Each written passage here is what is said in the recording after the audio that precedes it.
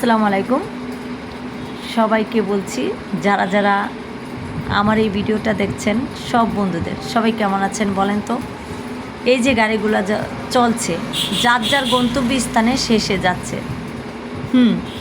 আমাদেরও তো চলে যেতে হবে। দুদিনের দুনিয়াতে আল্লাহ পরীক্ষার জন্য পাঠিয়েছে, সেই পরীক্ষায় পাশ করে তারপর না আখিরাতে যেতে হবে বলেন তো।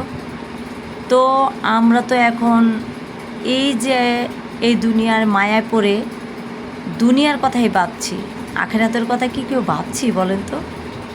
কি বলেন, ভাবছি কি সত্যি? আমার টাকা আছে, আপনার টাকা আছে, কিন্তু আমার পাশের একজনের টাকা নেই, পয়সা নেই, সে অনেক গরিব। তাকে কি আমরা টাকা দিয়ে সাহায্য করছি? না তো, উল্টো তাকে আমরা হিংসা করছি, অহংকার করে দু কথা শুনিয়ে দিচ্ছি। এটা কি ঠিক? না। আপনার আমার টাকা আছে, পাশের মানুষকে সাহায্য করেন যাতে সেই টাকা দিয়ে সে কিছু একটা করে খেতে পারে।